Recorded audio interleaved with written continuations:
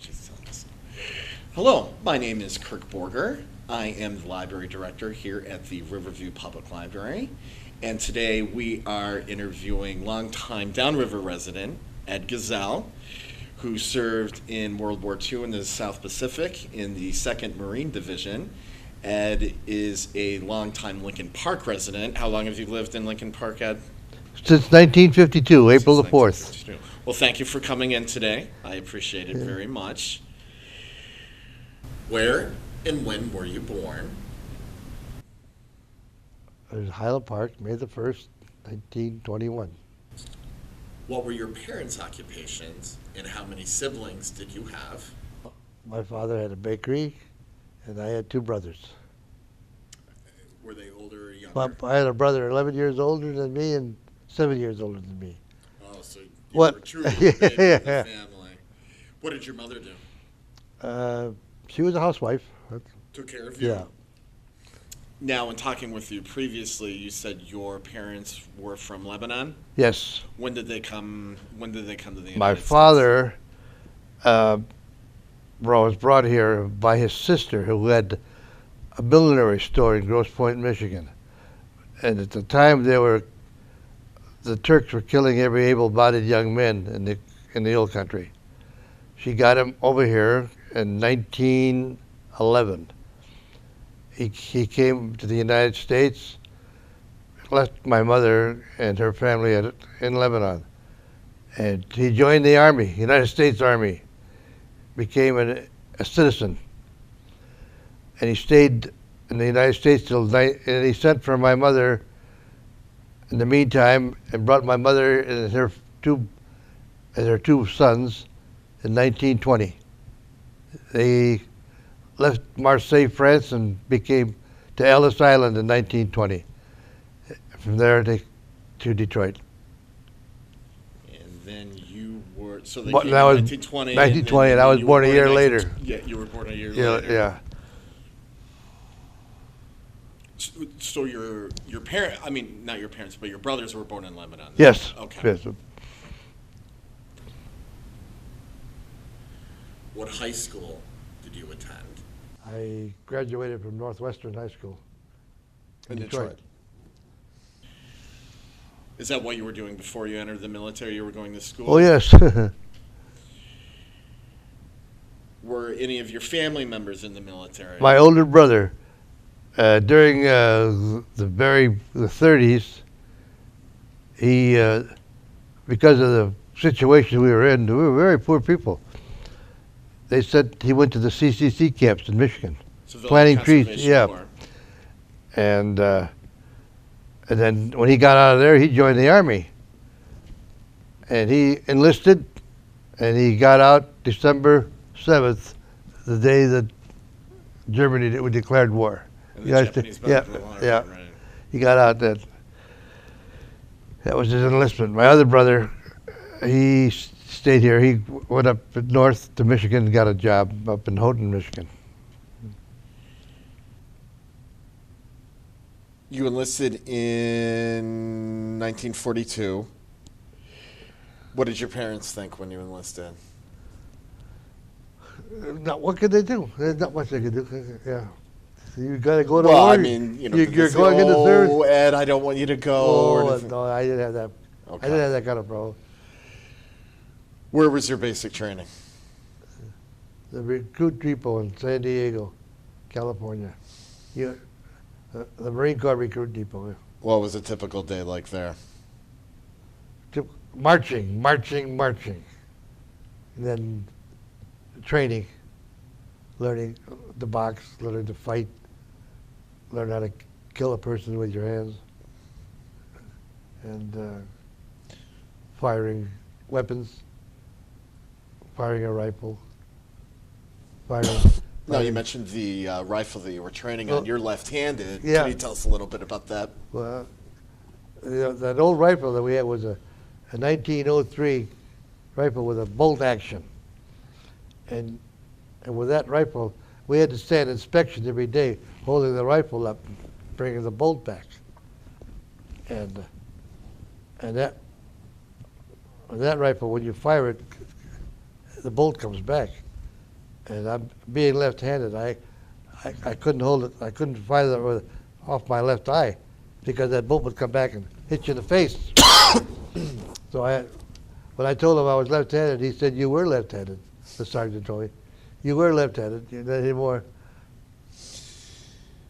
Was there anything you liked about basic training? How can you like anything about basic training? I've interviewed some guys, and they said they like some of the basic training. I don't know. I mean, you get up readily, and you get through at 4 o'clock, and you got to wash your skivvies and hold them up for inspection every day. So there was nothing you liked. Nothing like you liked. So, and the one thing, my parents never saw me in a uniform till I got home.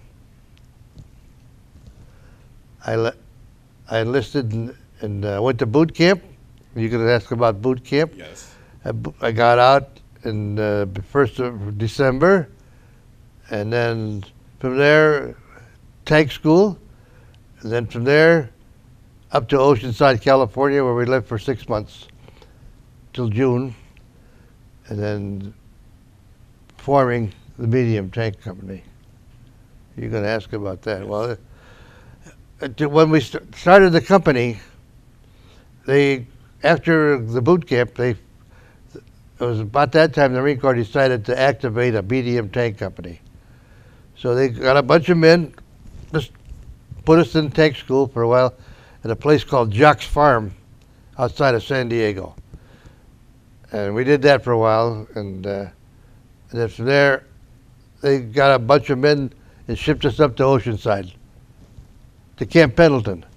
But at that time, for a tank company, they wouldn't let the tanks were going to be delivered there. They wouldn't let the tanks into Camp Pendleton because they would tear up the road. Camp Pendleton is a huge city inside. It's about 9 miles off the highway in California, and the tanks couldn't. No, we had to stay along the highway where the train ran by. And they wouldn't let the tanks go in, but so we operated along the highway, along the desert, California. Were you assigned to the tanks, or did you have any choice in that? When we got into the company, the lieutenant started asking, "What did you do? Where were you born? What did you do before you got in here?" Everybody. One guy said he was a truck driver. He became a truck driver. I said, Lieutenant, "What did you do?" I said, "Well, I worked at a grocery store. I was running a grocery store." He said, "You're going to be my supply sergeant." And there I was. I was a supply sergeant. And I became a supply sergeant. After that, the company, I became a big supply sergeant. I became a sergeant after being private. At the time, we were in boot camp. We had the franking privilege. I don't know if you know what that is. No. The franking privilege, to write letters home, we didn't have any money. We haven't got paid yet. We were $50 a month. So nobody had any money, but to write a letter, all we had to do was sign our name where the stamp goes. Just sign your name and your company, the letter would be delivered. That was called the franking privilege. And we lasted that for about 6 or 8 months before Uncle Sam cut it out. Then we had to buy stamps. But that was I mean, you joined the Marines. Yeah. You got to swim in the Marines. Did you know how to swim before you joined the Marines? A little bit, yes. A little bit? Yeah. Where did you learn? What do you mean a little bit? Oh, well, whenever, when you were in a lake or a pool, sometimes at the Y.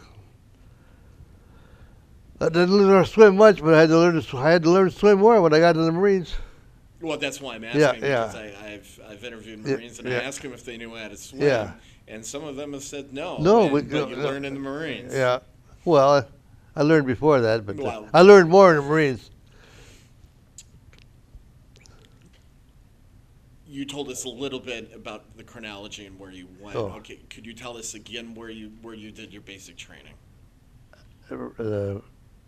Marine boot camp in San Diego. Was that at Camp Pendleton, or is No, that a different place? It's in San Diego. It's the U.S. Marine Corps Report Depot. Okay. Yeah, San Diego. How did you get there? by train. By train. Had you ever been out of Michigan before? No. No. It took 3 days from Detroit to San Diego by train. What did you do in Camp Pendleton? Well, at Camp Pendleton, we formed a company there. Because being a tank company, we couldn't go into the camp because the camp is, actually Camp Pendleton is a little town 9 miles off the highway of California. So we stayed in tents outside. In fact, I stayed in tents all the time I was in the service. The only time I was in a barracks was the 2 weeks I was at the rifle range. We lived in tents. When you were at the rifle range, how good of a marksman were you? Not very good. But enough to... Oh, well, yeah. Good enough. I didn't make sharpshooter, but you have to fire the rifle. You were in a tank company. How did you get to be chosen in a tank company? Well, when I first started the company, they asked me, what did you do before you got here? I told them. He said, well, you're a good man to be my supply sergeant. And that's what they did for me. Why did he think that? Well, because I had training with people and merchandise. So he thought you would be a good fit. Yeah. Now, were you trained on the tanks yourself, or No, was that somebody? I mean, we all drove light tanks first to know what the hell the guns here, guns there. You're familiar with the 30 caliber machine guns. Mm-hmm. Yeah. But after that, after we trained in the light tanks, when we got to the medium tanks, they all became, every tank had a crew, 5-man crew, and they took care of their own tanks. So they had a driver, assistant driver, radio man, gunner, tank commander. And you were the person who, whenever they needed something, you got them that. Yeah. Whatever it was, ammunition, Yeah. whatever it was. Okay. From Oceanside, where did you go? Promotion. No, from Oceanside, yes. From Oceanside. Well, at the 1st of June, we were all ready to go. They decided what they wanted to do. We loaded our tanks down in San Diego. We went 28 days to Noumea at New Caledonia. Top speed 6 knots. And from New Caledonia, it was it's a funny thing, Kurt. We were issued leggings. It was a pain in the butt to put them on. Well, we got to New Caledonia, and the red mud, to wash the leggings, we could never get them clean. We threw them away. Can't take the trouble. So, lacing up leggings.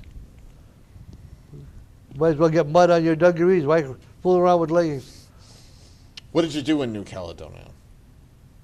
I mean, what were you there Well, for? Nothing. I couldn't. They couldn't get any food hardly. The cooks. I was scrounging around trying to find them food.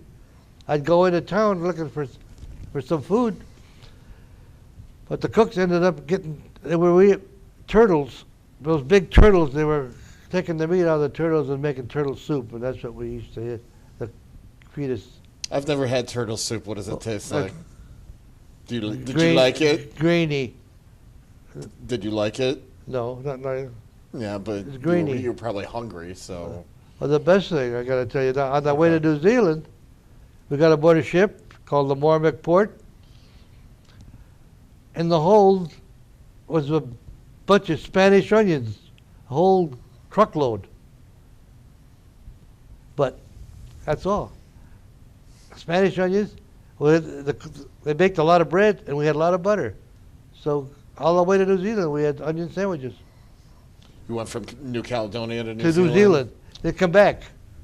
What did you go to New Zealand for? To go pick up the USS Ashland. And what is that? That's the landing ship dock that carries the tanks. Tell everybody what a Higgins boat is. A Higgins boat is a boat that's about 40 feet long and about 15 feet wide. It holds about 40, 50 men. And then it holds a tank. It holds one tank. And then the tank would drive up on the Higgins boat, it had the ramp, and the ramp And the Higgins boat would take it out to the LSD, park it, and all 15 tanks get up there. They let after the water gets in there, they drain the water out. The ship pulls up the ramp, it pulls away, and it comes back to New Caledonia. And that's what they did. We loaded on the. And then we did the same thing in New Caledonia with the more tanks. So we got 15 tanks on the LSD. In the meantime, when we got to, a funny thing happened. We got to New Zealand to pick up the Ashland. We still hadn't got paid yet. From 1st of June to the Noumea, and then when we left New Caledonia, go down to New Zealand, we picked up we picked up a company of raiders that had been in combat, and they were going for liberty in Auckland, New Zealand, I think. So we got to New Zealand, to Wellington. We're supposed to pick up the ship, but they said, well, yeah, anybody can go on liberty, but what good is liberty? We didn't have any money. So, well, what are you going to do? Well, I did. I got a hold of a lieutenant. I borrowed $5 off of him, and I went to Liberty on New Zealand for steak and eggs. They give you a big steak at the restaurant. They fry 2 fried eggs over the top. That's called steak and eggs. That was the dinner. I don't know how I paid for it, $1.50 or something like that. And Tarawa, what island chain is Tarawa part of? Is that the Marianas? Yeah. It's not a very big island. No, not a very big island. And so you were part of the invasion of Tarawa. Yes, yeah. Can you tell us a little bit about that? Or yes, I what can. would you like? Well, we got there. Whatever you would like to say. The Navy was bombing the island like crazy. The airplanes were bombing the island. The cruisers. There was only one battle wagon with 4 cruisers. Tell everybody what a Battle wagon is a battleship. Okay. They have the 16-inch guns. Yeah, huge. But mostly were the cruisers, the light cruisers and the heavy cruisers. They have 12-inch guns, and they were bombing the island, Tarawa. Planes were bombing the island. It didn't do much good, Kurt, because they were picking us off. We were walking on the island. Machine gun nests were pretty well buried on the island. So the Higgins boat that we were on, I was going in with some of the recon men, the maintenance men, and the cooks. There was only 2 cooks, and it was about 30 or 40 of us on that Higgins boat. We got down the Jacob's ladder, under the boat. Tell everybody what the Jacob's ladder is. The ladder hanging off the side of the ship. And it's all rope. And it's rope on the sides, and the rope in the handles. So as you come down, you got to make sure your handle, or you go down, hang on the sides. Never put your hand, because the man on top of you is going to step on your fingers. That's the way they come down. So we got all loaded of this. In the meantime, and we're coming we stopped at the reef. And I looked alongside of me, somebody I didn't recognize. And I knew everybody in my company. I looked at his colleague, he was a lieutenant colonel. I haven't seen a lieutenant colonel since I got in the Marine Corps. He was standing alongside me on this Higgins boat. So we hit the reef and can't go any farther. He said, let the ramp, he said, coxswain, check the depth. And the coxswain checked the depth. He says, 5 feet. 5 feet. He says, let the ramp down. We jumped in the water, 5 feet of water, everybody holding their weapons and their ammunition in the air. And we start walking. We had to go to the beach. Well, the boat pulled away after we all jumped off. The boat went back to the ship. So they were there. We were all lined up. We looked down the line, all the infantry, we could see everybody walking up with their weapons in the air, the ammunition in the air. Well, now that we're getting shot.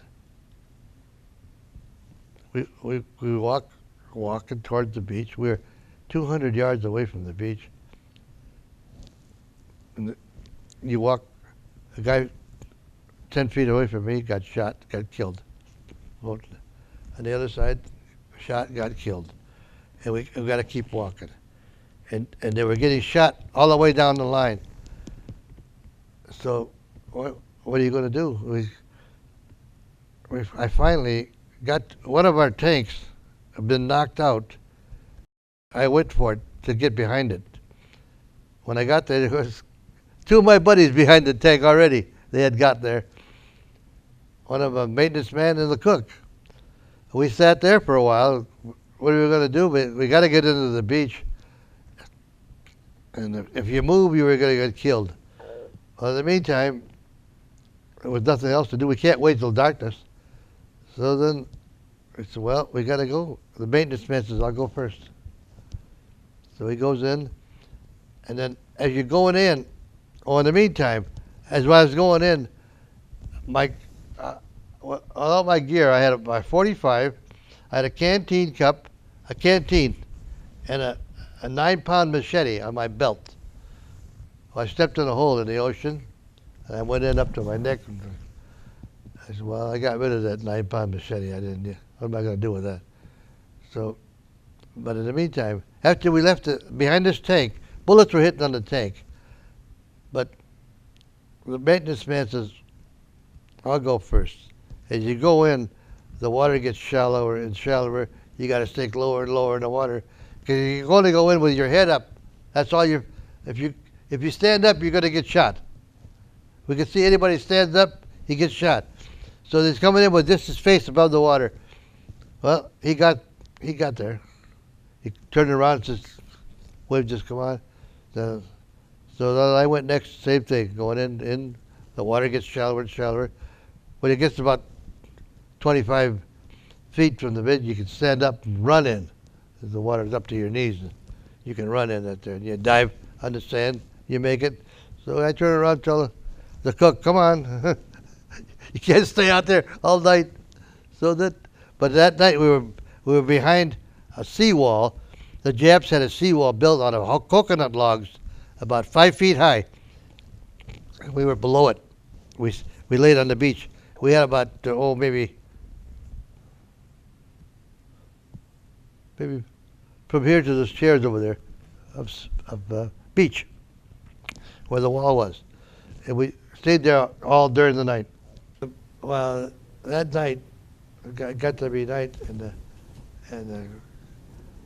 the situation wasn't. There was still a lot of Japanese resistance. The Japanese and the war, we hadn't turned the tide yet. It was the first night.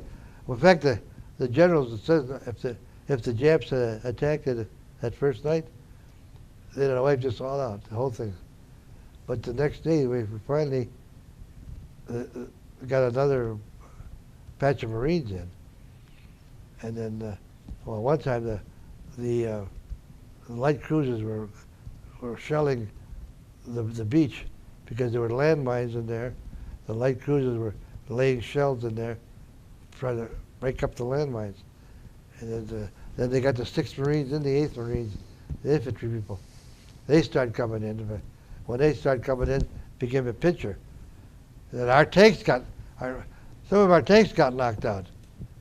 And they were trying to repair them, but there's not much they could do with them. But finally, we had 2 tanks that they did a big job.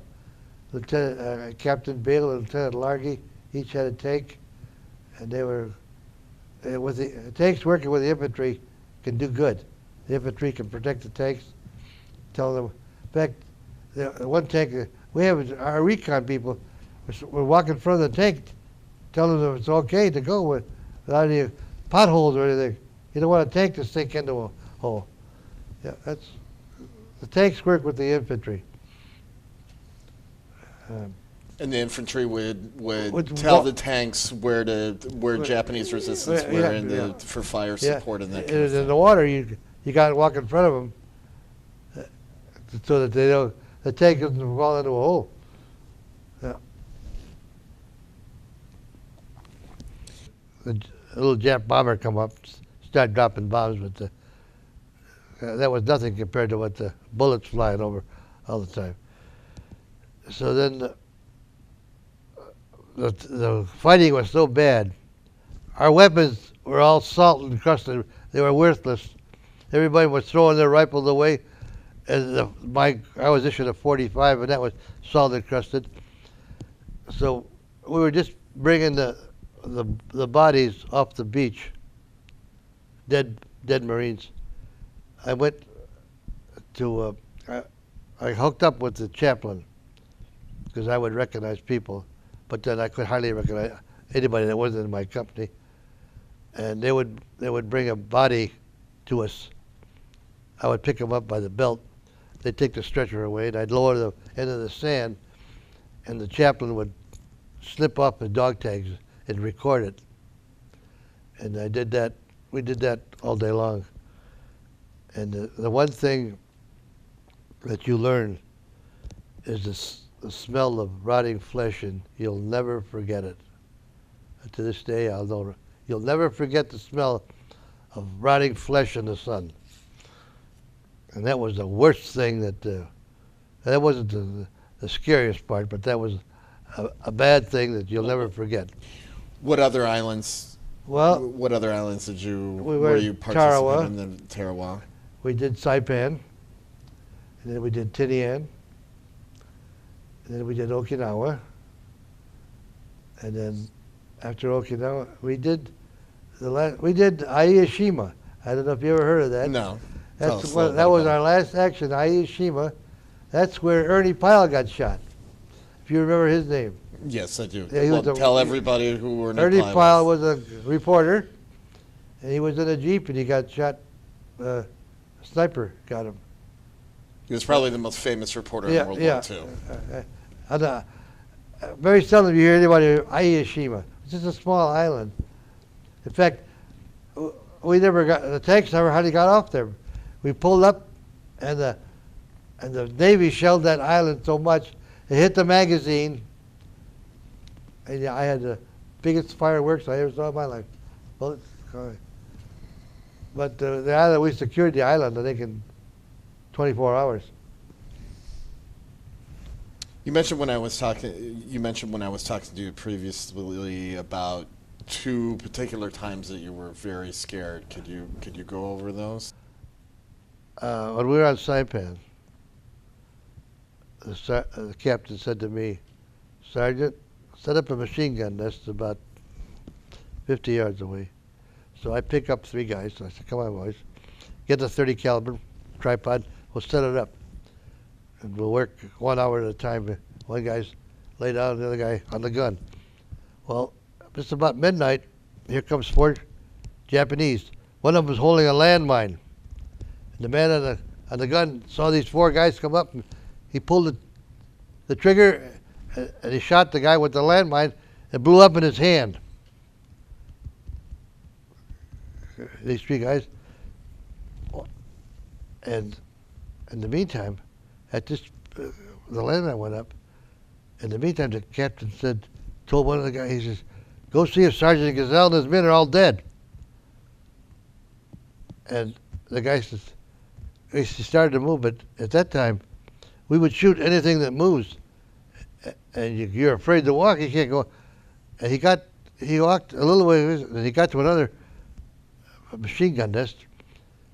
And the guy said, "Where you going?" He said, "I got to go see if Sergeant Gazel and his men got killed." The guy said, "No, we see him moving out there. Go back and tell the captain we see him moving out there." So he does it. In the meantime, when daylight came, the one Jap that got away kept walking through the sugar cane. We were in sugar cane. He got close enough. He had a hand grenade in his hand. And one of my men stood up. The Jap stood up. They met at one another. He hit the hand grenade. He hit it on his helmet and threw it. And it hit one of my men. It hit his shoulder. And he bounced. I'm on the gun now. It bounced right alongside of me. the hand grenade went off. I felt myself. I had my head alongside the machine gun. I said, well, kept my face, but I looked, felt, I didn't feel any blood. My legs didn't feel any blood. Well, the daylight came, the hand grenade had rolled right into a piece of coral, and the blast went away from me. Now, I said to the big man who was looking after me, but that was the first scariest part. The second scariest part is when we first got on Saipan. The captain says, Sergeant, you stand guard over there by that tree over there. I'm standing guard with a 45, and the Japs threw a star shell. I don't know if you know what a star shell is. We'll tell everybody A what star shell, when it goes off, it screams like crazy, and when it explodes, it lights up bigger than the sun. You're bright. And I'm sitting under this tree like a big bird, and it's like sunshine. I crawled back to the company. I know we had one machine gun in the company table of organization. Allowed us one machine gun. I said, who's got it? Here, give it to me. So I take it back to where I was going to guard. And now a machine gun, if I was going to shoot at that window, I wouldn't be able to hit it because you're shooting up in the air. But I took the strap and tied it around my legs, kept it up, so I pointed down. Because when we practiced with the machine gun, you have to shoot at the ground because pretty soon the gun you're shooting the air. And I wrapped it around my legs and laid there all night long with that submachine gun. But when the star shells went off, you go crazy. It lights up bigger than daylight. You think daylight's bright, the star shell's brighter. That's scary. My buddies, we were in a sweet potato patch, and I laid down the sweet potatoes. They covered me with leaves and twigs. And the Japs were shooting a mortar over us. The mortar would explode, and there was raining twigs and stuff over it. I laid there for 2 days, couldn't walk. They would bring me a cup of coffee or something. But finally, when I did be able to get up, the corpsman couldn't do anything for me. He rubbed my back, but I still laid down. It took me about 5 days before I'd be able to walk. But then that did it, because in 1952, I had 4 herniated discs. And when I went to the doctor, he says, the neurosurgeon took out the discs. The orthopedic surgeon went into my hip and chucked some bone, chopped the bone up, and they fused my spine. The bottom 4 discs are fused right now. The bottom 4 discs of my spine are fused. It sounds like you had more medical problems after the war than you did during the war. That's from that. From picking up the one that I couldn't throw in that machine. Yeah, it was 1952. That's right.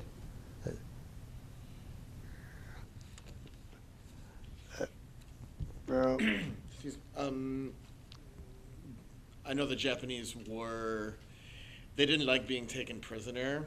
I had talked to a Marine previously in one of these interviews where they did actually capture one Japanese alive. Did you have any kind of that experience? Oh yeah, well yes. Well, the one I shot when he was running. Oh, the one that threw the hand grenade. He started to run away when I shot him. I had the machine guns. I shot him, and but the next day.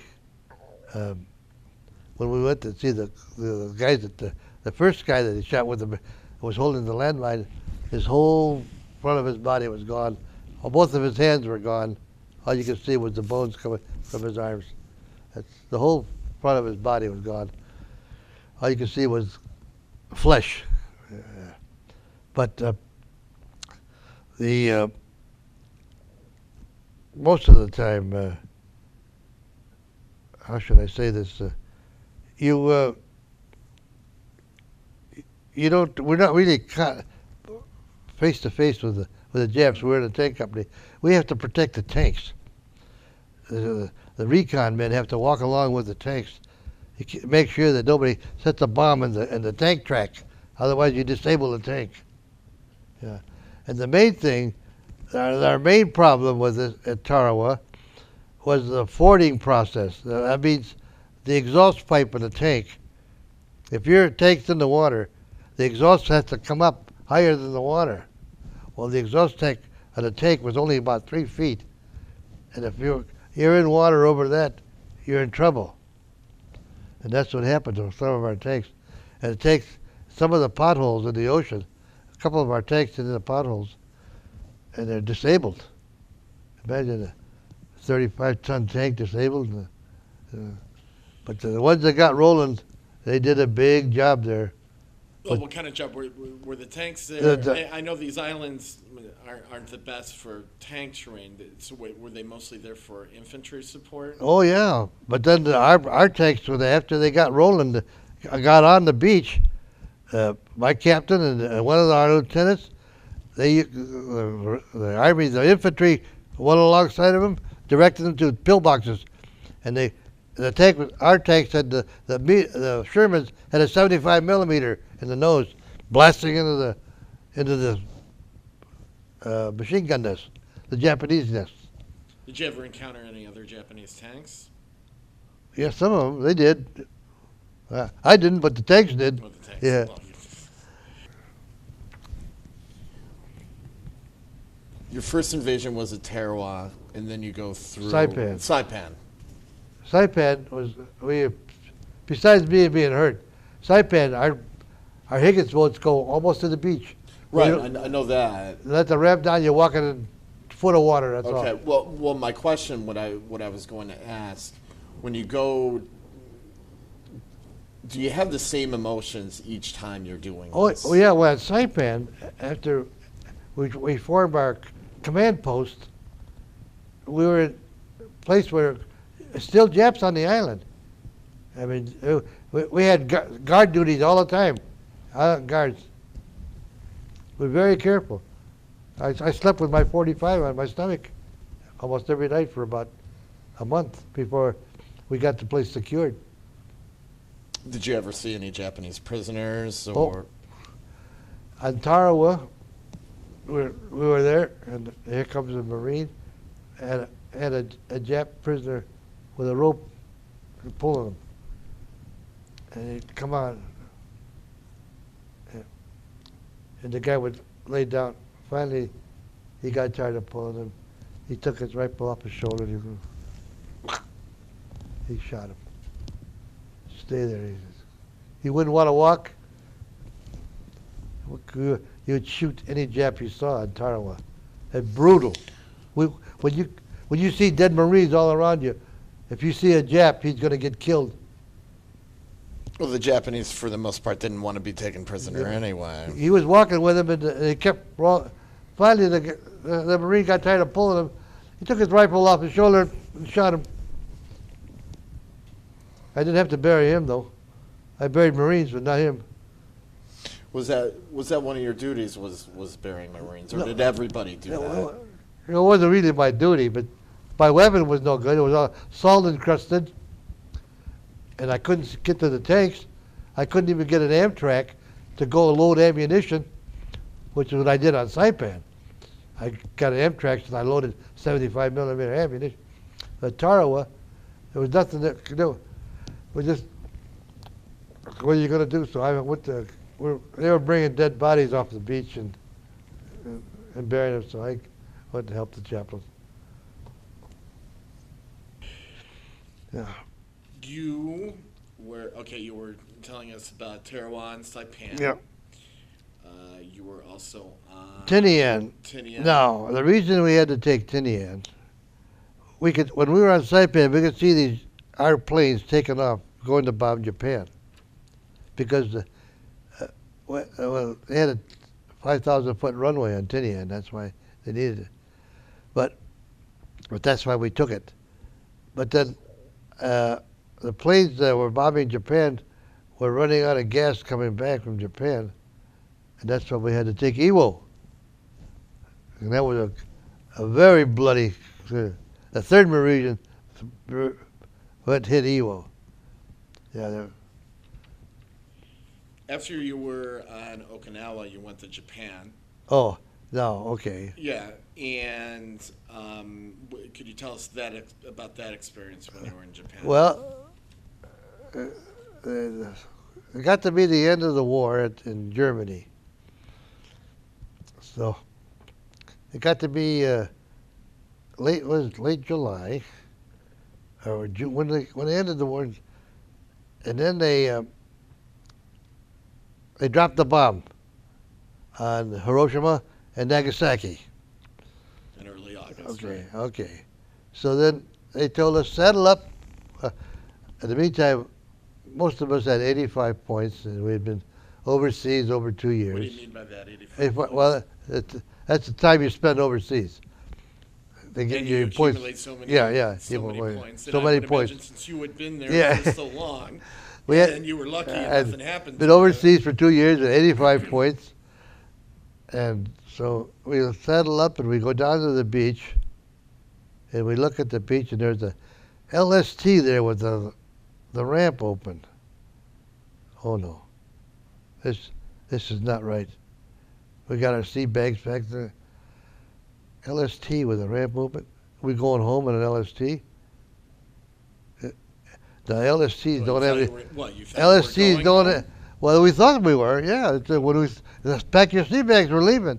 We're leaving Saipan. Did they tell you where you were going? Not yet. So when we got down to the beach and we crawl on. We had to walk on the LST, find a bunk, no pads on the bunks, just 5 high.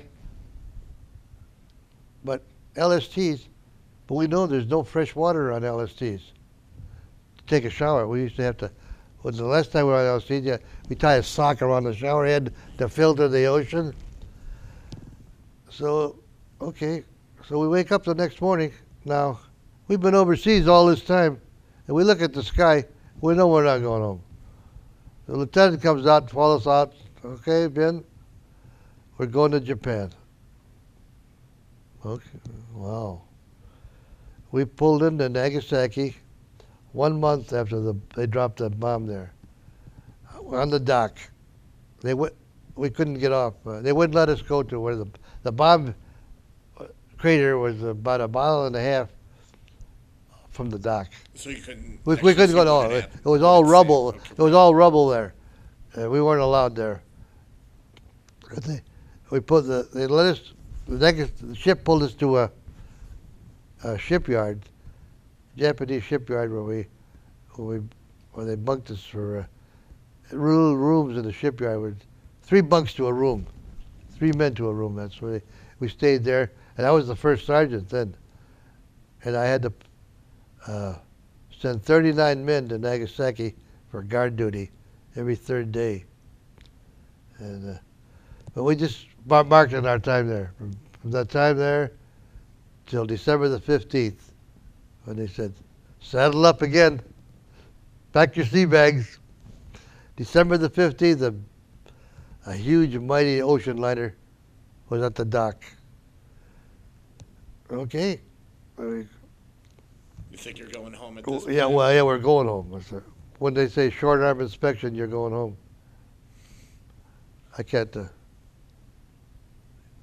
I can't tell people what short arm inspection. But then, because we were so crowded, I tell you, Kirk, if everybody had size 10 shoe on that ship, we wouldn't have a place to live. We were sleeping on the metal decks and stuff like that. So crowded. But we were on our way home. We got on board January the 15th.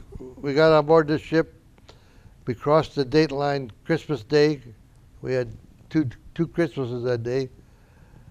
Then we pulled into San Diego January the 5th.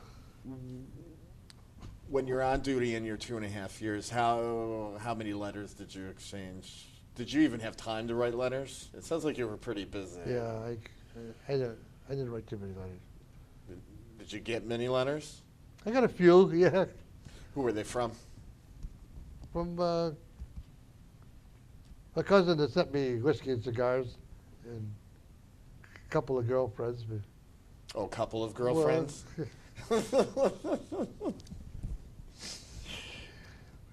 From Nagasaki, you were discharged in January 1946. From Nagasaki. Nagasaki, we stayed there until December the 15th. And then what happened? Then they loaded us aboard this big ship to go, a Did you big know- ocean liner. Did you know where you were going home then? Yeah, we thought so. You know, Well, you were hoping so. when you have short arm inspections, you're going home. Just for everybody that knows, short arms inspections are something that it's slang for something. Yeah, So you were discharged in January 1946. yeah, Did you go directly home? not quite. Where did you go? Me and another fella, we got on the train, we went to Chicago. We had to go to Great Lakes, Chicago to get discharged. Yeah. Well, I had a friend in Chicago, and we stayed at the big hotel in Chicago. We got a room. We watched Donald O'Connor was playing in Chicago, and we stayed about 3 days in Chicago, just having a good time.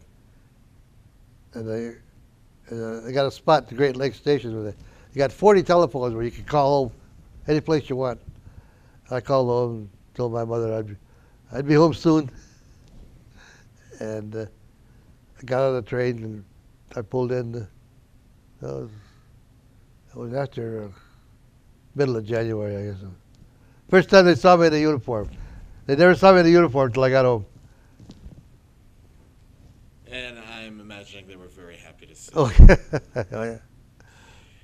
Was it easy or difficult for you to return to civilian life? No. It wasn't difficult? No, I don't think so. What did you do after you got home?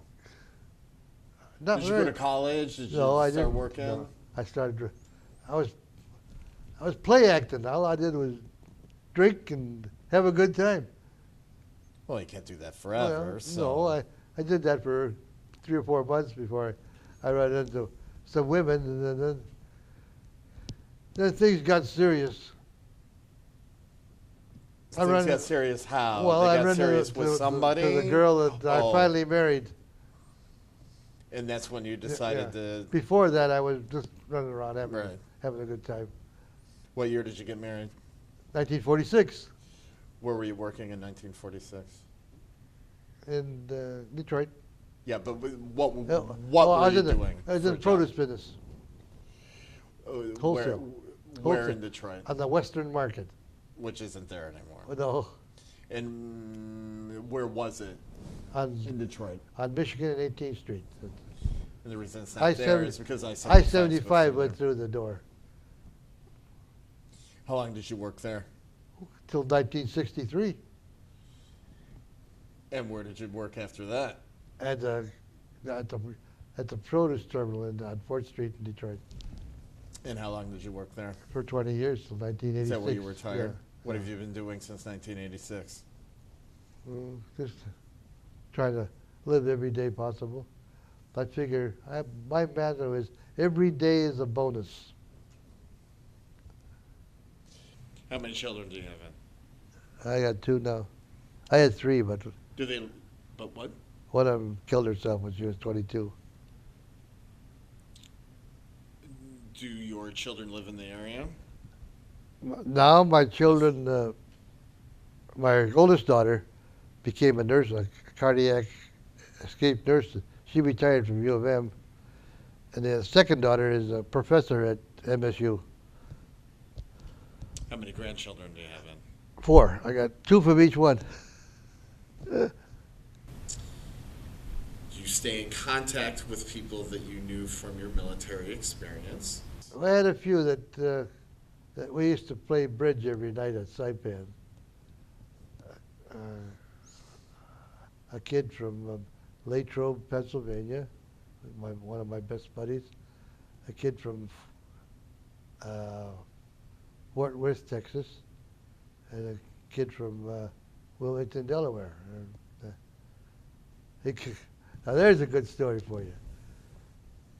He was a young kid joined us. He was 18, and all of us were 21 or 22. And he had hands that belonged to an old man. And when we used to go on Liberty in Hawaii, we go into a bar. We say, I call him the champ because he looked like Joe Palooka, the champ. He's a big blonde-haired kid. I say, champ, put your hands on the bar and look out the window. He put his hands on the bar. The guy said, what do you want to drink? Whiskey. And the guy would look at his hands. He never bothered. This guy's an old man. He just looking at Champ's hands. Well, after we got out, he went home. Guess what he turned out to be? A baby doctor. He retired baby doctor from Johns Hopkins Hospital in Baltimore. Really? Yeah. People My company, after about, I guess starting 20 years ago, somebody thought up a thing. Our company would have a reunion every year for 3 or 4 days. We'd check into a hotel and we met there. In fact, our company was meeting with, we were A company, and we met with B company. And we went to, first one we went to was in Albuquerque, and then we went to St. Louis and Louisville. Every year we'd meet someplace different. Whoever lived near the area would book the hotels and all that kind of stuff. And finally, the last one was in Minneapolis. And there was only 6 people from our company left that showed up there. And that was about, I'd say, 6 years ago. Yeah. Do you belong to any veterans organizations? I've been a lifetime veteran of veterans. When I got out, I became a lifetime member. Of what organization? The veterans. The veterans. I get a magazine once a month. Oh, okay. No, I mean like the American Legion or something. No, it's the veterans. It's American Legion. I didn't get a chance. I became I became a Mason in 1950. My cousins and I were studying the Masonic order, and it got so we were going downtown, and then my job was getting up at 3:30 in the morning to go to work at 4 o'clock. And after the Masonic Lodge thing, I said, I can't do this anymore. So I had to stop that. And the last question is, if there's one thing you wanted to tell people about your experience during World War II and your service in World War II, what would it be? Kirk, war is hell. People die. Terrible. People die. There's no such thing as. I can tell you good parts, but there's nothing good about people dying, Kurt. And when you see dead people, I've seen so many dead people that I don't know what to tell you. It's just it's hard to look at the dead people. Don't mean anything anymore. You see so many of them. It's like seeing your next door neighbor. Nobody should have to go through that. I went to a funeral, my brother-in-law's funeral, 102 years old. I told the funeral director, I probably buried more guys than you. What did he say? He shook his head. But that's it. There's nothing good about a war. It's terrible. Well, Mr. Gazel, thank you for coming in today. And thank you very much for giving us your time. And thank you very much for your service to our country. I didn't tell you any of the funny stuff, but that's good. Sometimes there is something. Okay.